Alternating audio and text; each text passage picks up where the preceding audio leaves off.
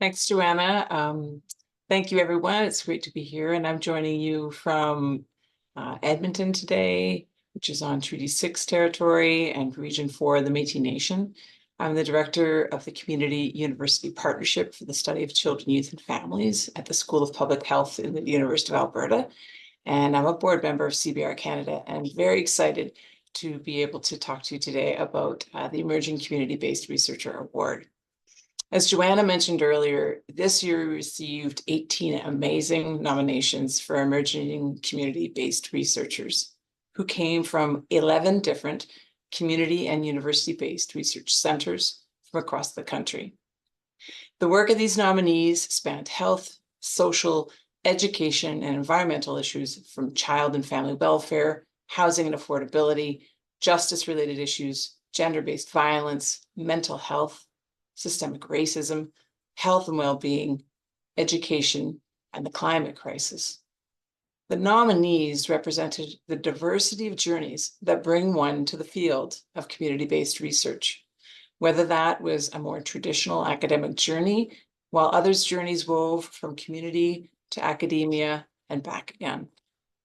Overall, the nominees represented strong forms of leadership and a deep commitment to the values that drive one's commitment to community-based research. As you can imagine, the adjudication of such rich applications was incredibly difficult, yet we emerged with 2 honorary mentions and 1 award recipient. This year, our 2 honorary mentions are Dr. Crystal Gale Fraser, who's an assistant professor at the University of Alberta with a cross-appointment between the Department of History, Classics, and Religion and the Faculty of Native Studies. She is Gwich'in and of Scottish English ancestry. She is from Inuvik, Northwest Territories, and her family's fish camp at the Dachanto Gitchik on the Mackenzie River. Her research focuses on the strength and resilience of Indigenous Northerners in the face of the tragedy of child relocation and institutionalization at residential schools in the Northwest Territories. Her work is grounded in a decade of community visits, town hall presentations, tea and bannock, and trips on the land. All of these interactions and events have allowed her to share the research widely and maintain community connections. She serves her nation as a director for the Gwich'in Council International, as a member of the governing circle for the National Center for Truth and Reconciliation, and as a founding member of the National Advisory Committee on Missing Residential School Children and Unmarked Burials. Our second honorary mention is Carrie Rumpel. Carrie's the director of the Applied Research at Okanagan College and a founding member of the Kelowna Homelessness Research Center, which explores intersecting facets of homelessness and offers evidence-based approaches to mitigate and eradicate homelessness across communities. She's currently working on her PhD at the University of British Columbia, Okanagan, where her dissertation centers on an exploration of how a field view can change how a community addresses homelessness. She has a deep and lasting commitment towards turning community-based research into action regarding homelessness in Kelowna, Penticton, and the greater Okanagan Valley. She values the authentic inclusion of people with lived and living experience in each project she tackles, which is evident in her work in developing guides such as participatory action research, creation of lived experience circles on homelessness in Penticton, and allyship in research toolkit, which is available through the CBRCanada website. We encourage you to seek out more information about Crystal and Carrie's work and to watch for presentations by them in CBRCanada's e-learning series this coming year. And our award recipient this year for the Emerging Community-Based Researcher is Dr. Marsha Rampersaud. She's an assistant professor of law and society at York University. Marsha is a socio-legal researcher who investigates how the criminal justice system amplifies issues of social justice, particularly for youth who are racialized, leaving the foster care system or newcomers and advocates for transformative change to the criminal justice system in our communities.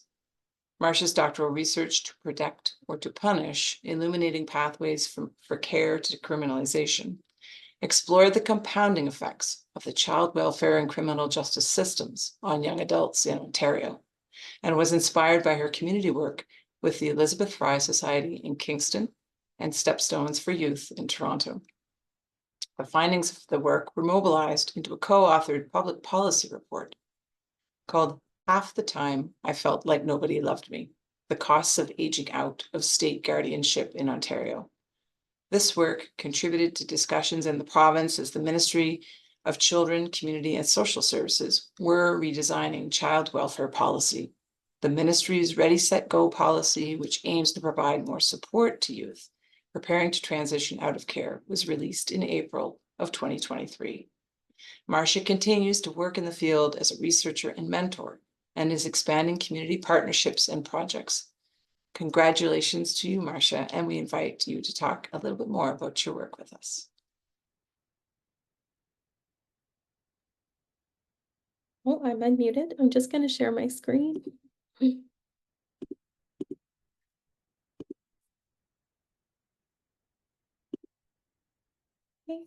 Okay, thank you everyone for bearing with me, and thank you, Karen, so much for that really kind introduction.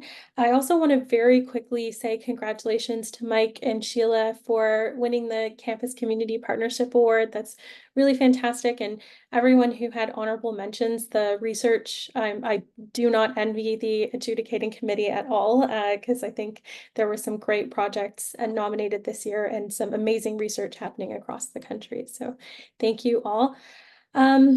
I am joining you all today from my hometown of Brampton, Ontario, which is located on the traditional territory of the Anishinaabe, Huron-Wendat, Haudenosaunee, and Ojibwe-Chippewa peoples, land that's home to the Métis, and most recently the territory of the Mississaugas of the Credit First Nation.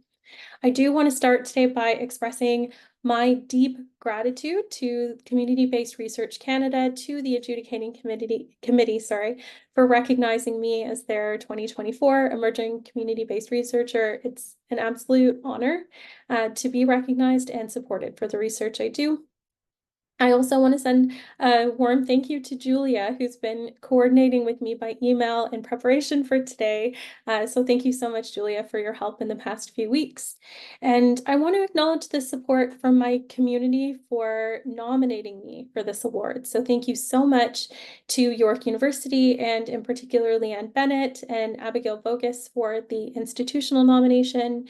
And thank you to the community partners that wrote letters of support for my application, some of whom were able to attend today and are in the audience. So Heather O'Keefe and Alexi Menace at Stepstones for Youth, Sophia Hussein at the John Howard Society of Ontario, and Eva Marsuski at Peace Builders Canada.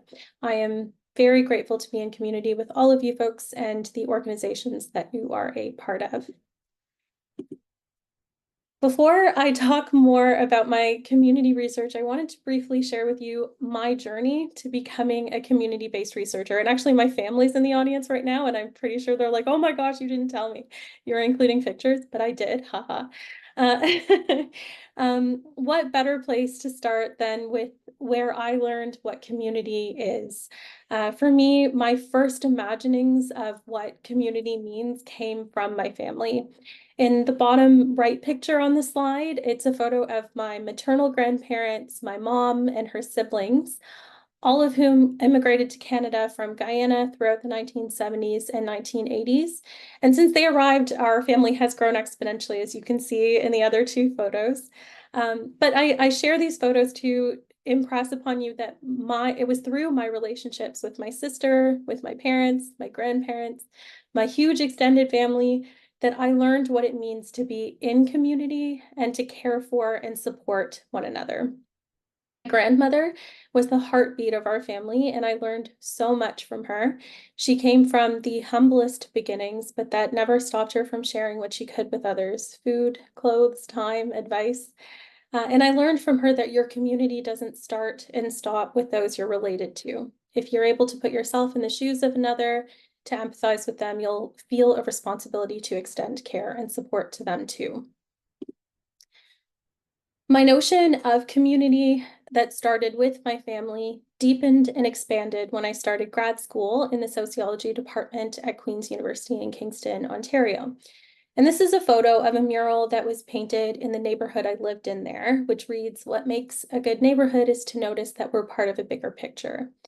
Through my grad studies, I learned to connect my personal troubles to larger social contexts, which helped me to see how issues and people are intricately connected. And this mural kind of became a symbol for me during my grad school time of the learning that was taking place for me, both in and outside of the classroom. So as Karen mentioned, some of my community work earlier. I'll elaborate a little bit on that. While I was at Queen's, I did a ton of community work, but there were two experiences in particular that were really impactful for my future research. So these experiences actually inspired my doctoral work and helped me to develop an understanding and approach to community-based research, which have carried with me into my career. So in 2015, I joined the board of directors at the Elizabeth Fry Society of Kingston.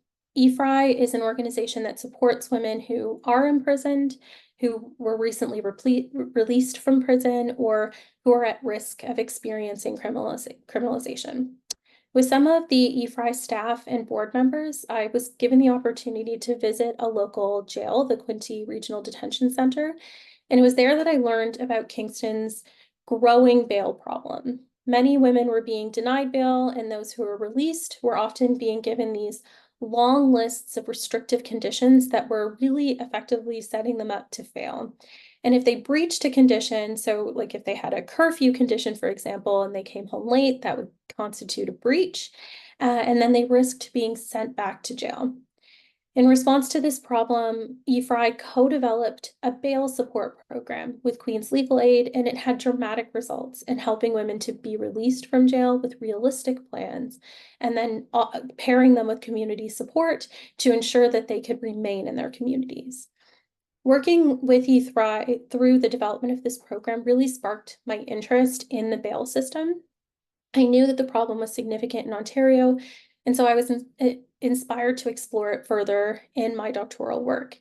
But what gave my doctoral work shape and focus was my experience working with Stepstones for Youth.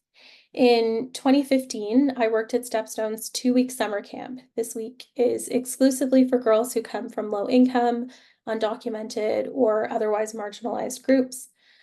Many have been involved with Ontario's foster care system and have experienced significant abuse, neglect, or trauma. What really struck me most about this experience was Stepstone's unique, compassionate approach to conflict resolution. We were told during training that some of the campers might exhibit quote unquote difficult behaviors. And it was our responsibility as counselors to create an inclusive environment, and if conflicts arose, to consider and respond to the underlying reasons why a young person might be behaving the way they were. For the first time in my life, empathy was a part of my job description. Through the course of the 2 weeks that I was there, my care and empathy and deepening sense of responsibility to these young people grew. And I realized just how unique the Stepstones environment was, and that these young people might not fare so well in other environments. So when I returned home, I did some research, and the data that I found was abysmal. So I'll share just a few stats or a few points here. A high proportion of young people in care don't finish high school. It's actually less than half of young people in care in Ontario don't finish high school, compared to about 85% in Ontario in general. Many struggle with mental health challenges, and many come into conflict with the criminal justice system.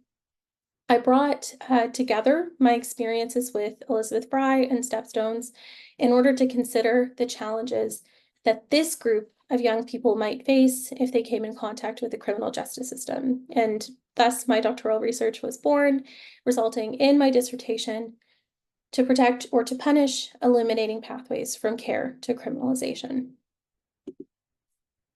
So as a community-oriented researcher, I see the relationship between the academy and the community as reciprocal. My approach is firmly rooted in praxis, and I work closely with the communities who inform my research to cultivate projects from the ground up. My approach is also defined by a firm commitment to public scholarship, to break down barriers between the academy and the community through public knowledge mobilization. So earlier, Karen mentioned the report that I co-authored with Dr. Linda Mussel that was based on my doctoral research. Half the time I felt like nobody loved me, the costs of aging out-of-state guardianship in Ontario. My motivation for writing this report was to increase the reach and impact of my research and to bring the voices of youth who were formerly in foster care, who had participated in my research, to a wider audience. I was so thrilled that Dr. Mussel and I were able to launch our report to more than 200 stakeholders, which included young people who had aged out of the care system, community practitioners, academics, lawyers, folks from government, and we were able to join the conversation about child welfare policy redesign in the province. To me, that's the ultimate expression of my commitment to transformative community-based research. In my research and teaching, I strive to bring awareness to social issues that impact communities made marginal, to further research on issues of racial and social justice in my discipline, and to contribute to bigger conversations among community organizers, policymakers, and other stakeholders. In this pursuit, I am very happy to share that 9 years later, I continue to do meaningful research with the folks at Stepstones for Youth, and my community network has only continued to expand to include amazing folks at the John Howard Society, Peace Builders Canada, the Rights for Children and Youth Partnership Project, among others. And with support and generous funding from organizations like Community-Based Research Canada, I'm so grateful to be able to continue doing this important collaborative research. And that was it. So thank you so much.